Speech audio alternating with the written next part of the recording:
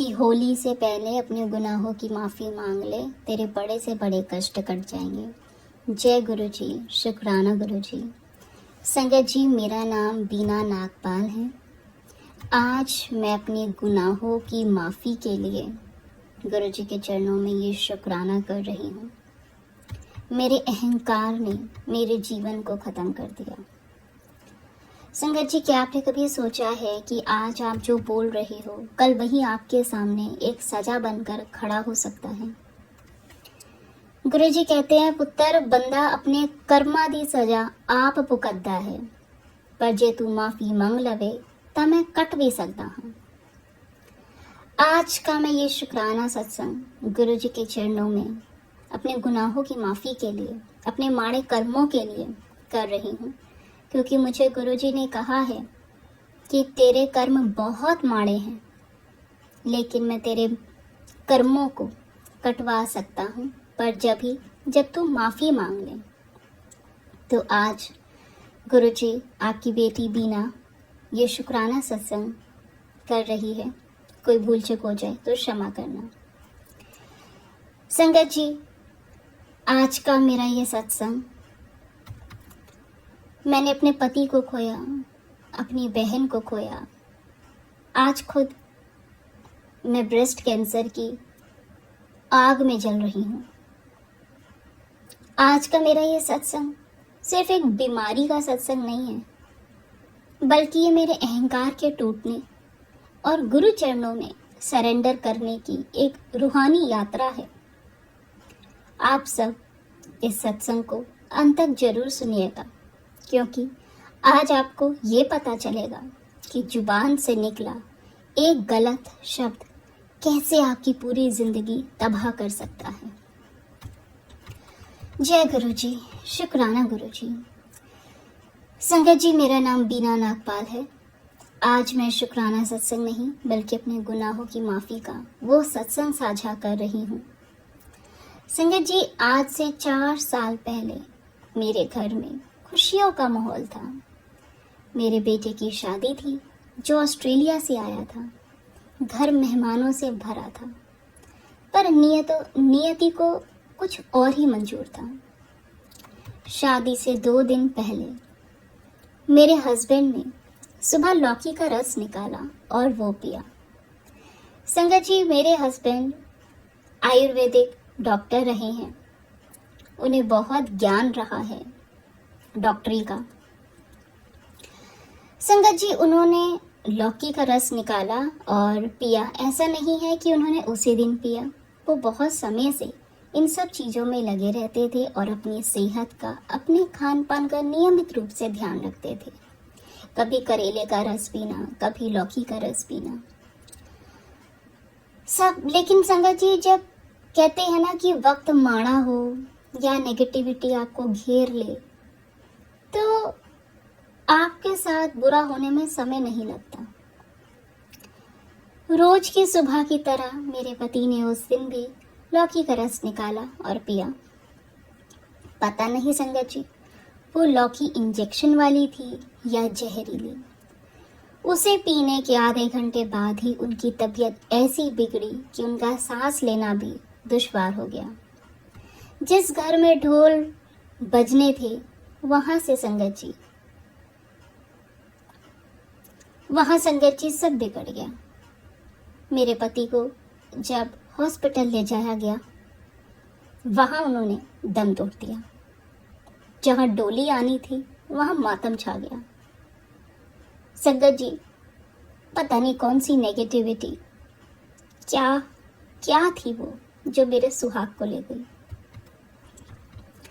अभी संगत जी, मेरी जिंदगी के कष्ट खत्म नहीं हुए थे। जिस दिन मेरे पति की 13वीं थी, मेरी बहन, सारी बहनें, रिश्तेदार सब आए हुए थे संगत जी। मेरी एक बहन जो पुणे से आई थी, उसको शुगर की काफ़ी समस्या थी। अचानक से लिफ्ट में संगत जी वो बेहोश हो गई। मेरी बाकी तीनों बहनें उसके साथ लिफ्ट में थी और वो सोसाइटी में आ ही रहे थे कि अचानक से मेरी बाकी बहनें बताती हैं कि दीदी को लिफ्ट में अचानक से बहुत घबराहट हुई और उन्होंने बस यही बोला कि प्राण बड़े औखे निकलते हैं। उनके ये अंतिम शब्द थे कि प्राण बड़ी मुश्किल से निकलते हैं। और उसी पल वो बेहोश हो गई और उन्होंने वहाँ पे दम तोड़ दिया। बाद में पता चला कि उनको शुगर का अटैक आया था। संगत जी, न जाने पूरे घर को किसकी नज़र लग गई थी। जैसे तैसे संभले। संगत जी, मैं भूल नहीं सकती मेरे हस्बैंड जब एक्सपायर हुए। वही संगत जी, कुछ दिन बाद मेरी बहन ने दम तोड़ दिया। आज तक बस यही मलाल रहता है कि मेरी बहन मेरे यहाँ आई थी और उसने यहाँ पे आके वो दम तोड़ दिया। वो ना आती, बस संगत जी कुछ भी वजह बन जाती है। बस उसके आखिरी शब्द कि प्राण बड़े औखे निकल दे, ये संगत जी आज भी मेरी को चुभते हैं। हम सब बहनें बहुत रोती हैं। संगत जी, हम 4 बहनें हैं, जिसमें से अब एक नहीं है, गुरु चरणों में है। संगत जी, इस दर्द से निकली थी। कुछ समय रुक के मैंने जैसे तैसे अपने बच्चों की शादी की। एक दिन के अंदर मैंने अपने बेटा और अपनी बेटी दोनों की शादी कर दी। संगत जी, मेरा एक बेटा है, एक बेटी है। बेटी इंडिया में ही रहती है, बेटा मेरा बाहर ऑस्ट्रेलिया में सेटल है। बेटी बेंगलोर में भी आई है। मैं संगत जी अंदर से टूट चुकी थी। मैं अकेले बस घर में रहती, सन्नाटा, और मेरे आगे बस वो सब चीजें घूमती रहती। संगत जी, आज मैं एक गुनाह की माफी मांगना चाहती हूँ अपने गुरु चरणों में, गुरु जी महाराज से भी और आप सभी संगत से भी। संगत जी, मेरे अंदर बहुत अहंकार आ गया था, पैसों का बहुत अहंकार। मेरा बेटा जब बाहर सेटल हो गया तो मैंने अपने आप को 7वें आसमान पे तो समझा ही, साथ ही संगत जी घमंड मेरे अंदर आ गया था। वो घमंड मुझे ले डूबा। संगत जी, मेरे भाई से हमारी नहीं बनती, क्योंकि हमारा भाई हमारी मूर्खता है, प्रभु माफ करना। क्योंकि हमें लगता है कि हर कोई हमारे हिसाब, हमारे स्टेटस का होना चाहिए। लेकिन मेरा भाई थोड़ा पैसों से कमजोर रहा है, इसलिए हम बहनों ने कभी संगत जी उससे रिश्ता नहीं रखा। शायद वही कर्मों की सजा हम भुगत रहे हैं। मेरा भाई 4 बहनें होने के बाद भी उसके हाथ पे राखी कभी नहीं बंधी, उसके भैया दूज पे कभी टिका नहीं हुआ। नहीं जानती संगत जी कि ऐसा क्यों किया, कहाँ हमारी बुद्धि भ्रष्ट हो गई थी। लेकिन पैसे की चकाचौंध में हम अपनों को, रिश्तों को, सबको भूल चुके थे। संगत जी, मेरी बाकी बहन बात करती है भाई से कभी कभी, लेकिन संगत जी कभी कभी वो बात करती है। लेकिन एक दिन उन्होंने मुझे बताया कि भैया की तबीयत ठीक नहीं है, और ये कोविड के दौरान की बात है कि भैया की जो तबीयत है वो ठीक नहीं है, उनको माउथ कैंसर डिटेक्ट हुआ है। संगत जी, मेरा 2012 से गुरु परिवार की संगत है, गुरु जी से जुड़ा हुआ है। गुरु जी का करिश्मा तो देखो। कहते हैं ना, जो इंसान दिल का अच्छा होता है उसके साथ कभी रब गलत नहीं होने देता। लेकिन जो हालातों का, जो कर्मों का माड़ा होता है ना, क्योंकि देने वाला रब है संगत जी, जब वो लेने पे आता है तो वो अपना दिया हुआ हर एक चीज ले लेता है, फिर चाहे वो इंसान हो, पैसा हो या कुछ भी। संगत जी, मैंने अपनी बहन को बोला था, माफ़ करना गुरु जी, मैं अपने गुनाहों की माफ़ी मांग रहा अपनी संगत जी से। जब मेरी बहन ने मुझे बोला कि भैया को माउथ कैंसर डिटेक्ट हुआ है, ऐसे ऐसे भतीजे का फ़ोन आया था, तो मैंने पता नहीं क्यों मूर्खता में कह दिया कि बहुत अच्छा हुआ उसके साथ ऐसा ही होना चाहिए।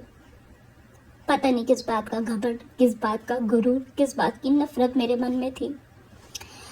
संगत जी, मेरे भाई को तो कुछ नहीं हुआ, उसकी तो 6 महीने के अंदर गुरुजी महाराज ने रिपोर्ट ही बदल दी थी। लेकिन 1.5 साल पहले मुझे एकदम से बैठे बैठे मेरे ब्रेस्ट में बहुत दर्द हुआ। संगत जी, मैंने अपनी बेटी को फ़ोन करके बताया कि ऐसे ऐसे मेरे को बहुत ज़्यादा तकलीफ हो रही है। बेटी ने कहा, मम्मी हम सुबह ही डॉक्टर को दिखाते हैं। मेरी संगत जी, मेरी बेटी ने तुरंत ही वहाँ से फ्लाइट पकड़ी और वो आ गई मेरे पास। अगले दिन डॉक्टर के पास लेके गई। डॉक्टर ने टेस्ट किए। संगत जी, मेमोग्राफी वगैरह सब हुई और उसमें मुझे ब्रेस्ट कैंसर आया। संगत जी, मुझे याद है जब मैंने अपने सखे भाई को कैंसर हुआ था तो मैंने घमंड में कहा था, सही भुगत रहा है, अच्छा हुआ ऐसे कैंसर हुआ। ये शब्द मेरे कानों में गूंज रहे थे और आज वही शब्द मेरे सामने खड़े हैं। मुझे खुद को ब्रेस्ट कैंसर हो गया। अब जब मेरी कीमोथेरेपीज होती हैं, मेरा रंग, संगत जी कहते हैं ना, घमंड चूर कर देते हैं प्रभु। मैं संगत जी अपने कर्मों को भोग रही हूँ। संगत जी, मेरे घर में सब कुछ है, मुझे बहुत पैसा है, मेरे घर में बहुत पैसा था, मुझे बहुत घमंड था कि मेरा स्टेटस हाई फाई ये सब। मेरे घर के बाहर गाड़ियाँ खड़ी थी, मेरा घर बंगलो जैसा। आज संगत जी पैसा है लेकिन वो अस्पतालों में लग रहा है। मेरे पास घर है महल जैसा, लेकिन उसके अंदर परिवार नहीं है, मेरा तो आदमी ही नहीं रहा। उस घर में रहने वाला ही कोई नहीं है। मेरे घर के बाहर गाड़ियाँ खड़ी हैं लेकिन उन्हें चलाने वाला कोई नहीं है। मुझे याद आ रहा है वो सब गुनाह जो मैंने किए। जब मेरे पास सब कुछ था, मैंने इंसान को इंसान नहीं समझा था।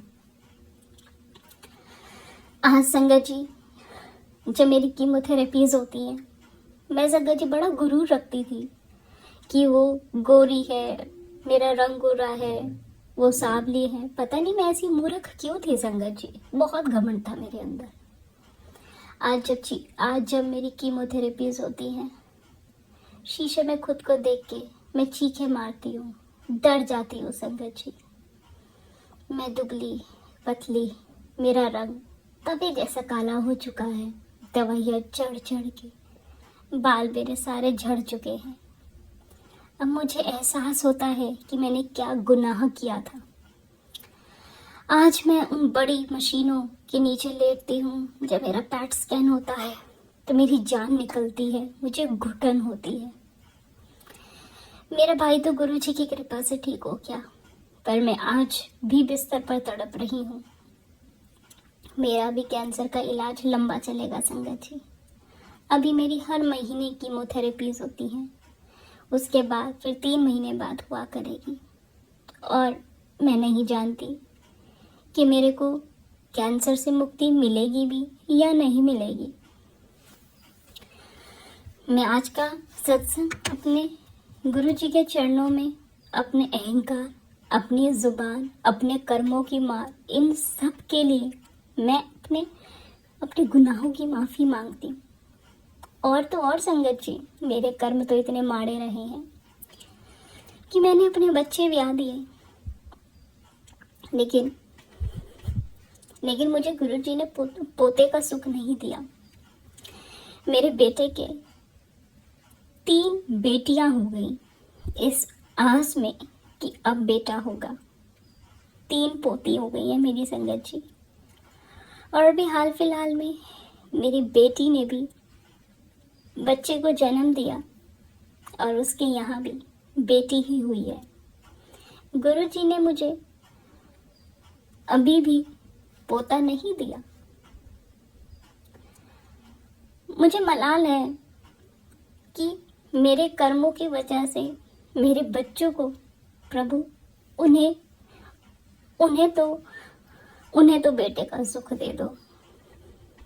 मेरे कर्मों की सजा सिर्फ मुझे दो गुरुजी, सिर्फ मुझे दो।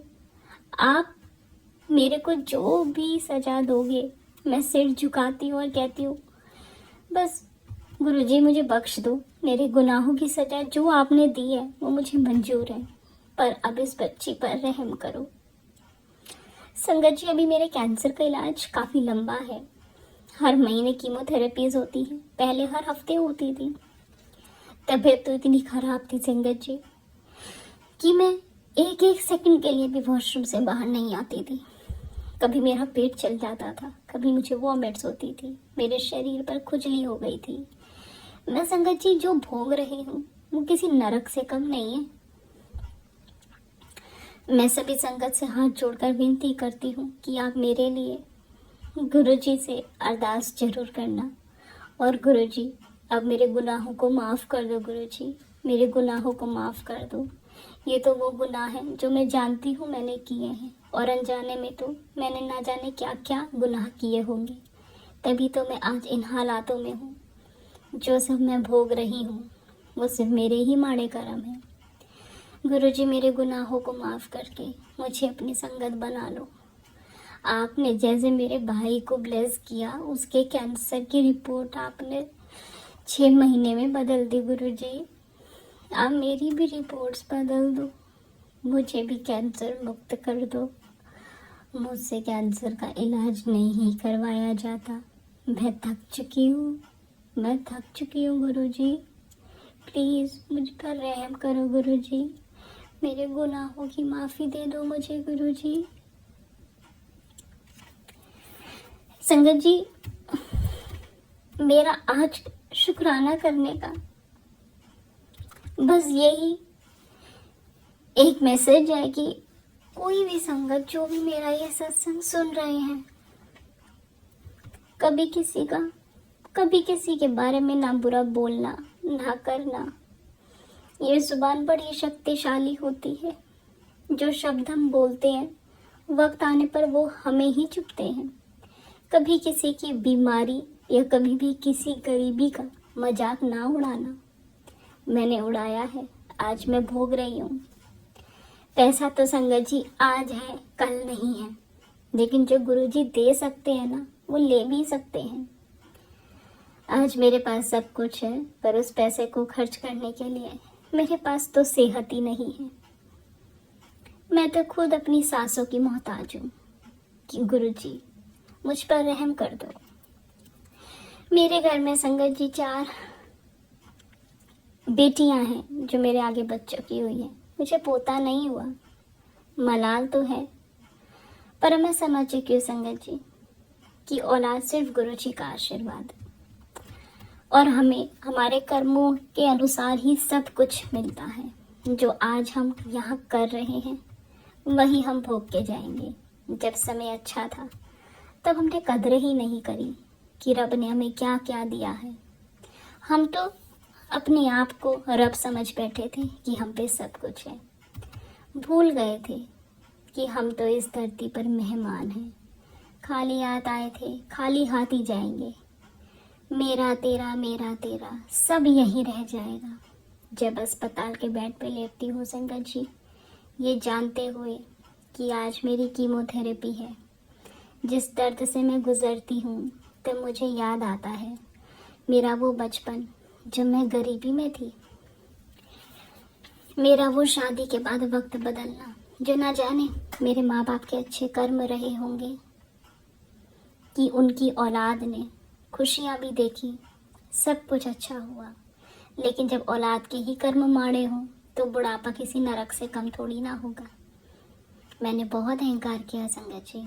मैंने अमीरी, गरीबी, रंग काला, रंग गोरा, मैं बहुत मूर्ख थी, बहुत मूर्ख। मैं पिछले 8 साल में तो अपने आप को पता नहीं क्या ही समझ बैठी थी। हर कोई मुझे कहता था कि रब से डर, रब से डर। तब मैं कहती थी मेरे बच्चों की मेहनत है। भूल गई थी कि मेहनत भी तभी सफल होती है जब सर पे रब का आशीर्वाद हो। गुरु जी बस आप अपना आशीर्वाद बनो, मेरे गुनाहों को माफ़ करो, मुझे बुद्धि दो कि मैं अब ज़िंदगी में कभी किसी के बारे में बुरा सोचूं भी ना, और जो भी मैंने पाप किए हैं मेरे उस पापों को माफ़ कर दो गुरु जी, मेरे कर्मों को कटवा दो गुरु जी। मुझसे कैंसर का इलाज नहीं झेल रहा गुरु जी, मैं नहीं झेल पा रही गुरु जी। आप जानते हो मुझे कितनी एंग्जाइटी होती है, मैं कितनी तकलीफ़ में होती हूँ गुरु जी। मैं अपनी बेटी के घर हूँ, बेटी की यहाँ पे हूँ, बेटी दामाद मेरी सेवा कर रहे हैं गुरु जी। मैं तो और अपने कर्म खराब कर रही हूँ। मैं कैसे अपनी बेटी के घर रह के अपनी बेटी और दामाद से सेवा ले सकती हूँ गुरु जी। संगत जी एक और सत्संग सुनाती हूँ मेरे ही कर्मों का। मुझे कैंसर डिटेक्ट हुए 1.5-2 साल हो चुका है इलाज चलते हुए। मेरा बेटा आना चाहता था मुझसे मिलने, लेकिन वो नहीं आ पाया क्योंकि अभी इसकी बेटी इतनी छोटी है कि उसको वीज़ा ही नहीं मिल रहा, और अपने बच्चों को वहाँ छोड़ के वो यहाँ अकेले नहीं आ सकता। संगत जी मेरे ही तो कर्म है जो गुरु जी मुझे इस पल ही एहसास करा रहे हैं कि जिस चीज़ का तुझे घमंड था ना, वो सब घमंड मेरे सामने अब चूर चूर हो रहा है। आज मुझे समझ में आता है कि पैसा सब कुछ नहीं होता, रिश्ते और अपने बहुत ज़रूरी हैं। आज जब मैं यहाँ अकेली हूँ, मुझे 1.5 साल में अपने रिश्तों की याद आती है, अपने सगे भाई बहनों की। किस मुंह से बुलाऊं अपने भाई को जिसको मैंने कभी भी पिछले 25 साल में राखी नहीं भेजी, राखी नहीं बांधी। उसको मैंने अपने बच्चे भी आए, मैंने उसको बुलाया तक नहीं। मैं किस मुंह से अपने भाई को बुलाऊं? जिन बहनों के साथ मैंने इतना किया, वो बहन भी मुझे 1.5 साल में एक बार भी देखने नहीं आई कि मैं कैसी हूँ। फ़ोन पे ही हाल पता कर लेती है। तो आज एहसास होता है कि पैसा सब कुछ नहीं होता, और कहीं मेरे अंदर ही कमी रही होगी जो आज मेरे दुख में मेरे साथ मेरा अपना सगा कोई नहीं है। मेरी सेवा सिर्फ मेरी बेटी कर रही है, मेरा दामाद कर रहा है, मेरा बेटा बाहर विदेश में है, सगे संबंधी भाई मेरे नहीं हैं, बहन मेरी होकर भी नहीं है, वो आई ही नहीं है, फ़ोन पे ही बात करती हैं। गुरुजी आपने मुझे बहुत अच्छे से सिखा दिया कि ये मैं तुझे ले डूबी है। संगत जी मैं अपने सत्संग को यहाँ विराम करूँगी। मेरे पास कुछ बताने को है ही नहीं। मैं तो सिर्फ अपने कर्मों की सजा मांगने के लिए गुरु जी के आगे मैंने ये शुक्राना किया है कि गुरु जी मेरे कर्मों को माफ़ कर दो, जो सज़ा देनी है आप दे दो, बस मुझे माफ़ कर देना।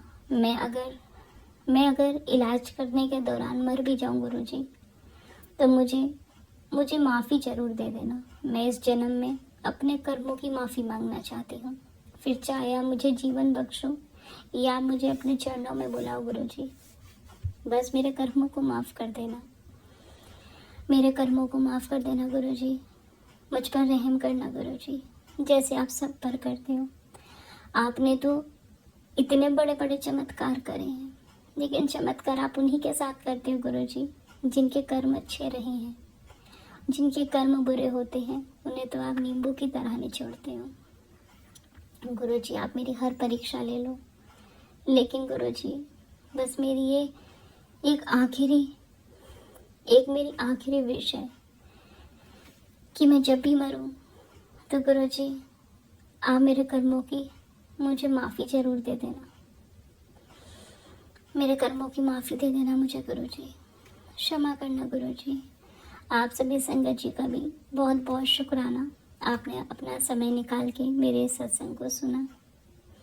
गुरु जी आप सबको अच्छी सेहत बख्शे, आप सबको खुश रखें। संगत जी, मेरे सत्संग से जिसे जो भी सीख मिली हो जरूर लेना। कभी भी अमीरी गरीबी, रंग काला रंग गोरा, पैसा, अहंकार, जुबान, कभी किसी के लिए गलत मत बोलना संगत जी। रब ने जिसको जो दिया है वो उसके कर्म और उसके भाग्य अनुसार दिया है, और रब ने जो हमें दिया है वो भी हमारे कर्म और हमारे भाग्य अनुसार दिया है। किसी से भी भेदभाव करने का हमें हक नहीं है। जब गुरु के दरबार में किसी प्रकार का भेदभाव नहीं होता, जहाँ पे लंगर करने वाले हर 4 अनजान सदस्य कभी कोई भेदभाव नहीं करते, फिर मैं उनकी संगतों के कैसे भेदभाव कर रही थी? मैं संगत ही नहीं थी, मैं तो भेदभाव कर रही थी। आज जब उस दुनिया से निकली हूँ, आज जब गुरुजी ने अहंकार का पर्दा मेरी आंखों से उठाया है, तो मुझे समझ में आता है कि मैंने क्या क्या गुनाह किए हैं, और मेरे पास सिवा गुनाह की माफ़ी मांगने के कुछ भी नहीं है। गुरुजी मुझे क्षमा करना, सर्बत का भला करना, सबका कल्याण करना। गुरुजी, जो भूले भटक गए हैं, जो किसी गलत राह पे चल चुके हैं या गलत संगति में आ गए हैं, गुरुजी आप उनको समय रहते संभाल लो। किसी के कर्म इतने माड़े ना हो कि जब तक उसे एहसास हो अपने कर्मों का, तब उसके पास जीने को सांसें ही ना हो, उसके पास जिंदगी ही ना बची हो। गुरुजी, वक्त रहते उन सब को जो गलत राह पे चल रहे हैं या चल चुके हैं, प्लीज़ उन्हें अपनी संगत बना लो और उनको बुद्धि दो। संगत जी, गुरुजी का सत्संग या गुरुजी के ही मंत्र जाप से विराम करूंगी। गुरुजी ने चाहा तो और बहुत जल्दी अपना शुक्राना सत्संग शेयर करूंगी। मैं नहीं जानती मेरे कर्म इतने अच्छे हैं या नहीं कि मेरा ये सत्संग अपलोड होगा भी या नहीं।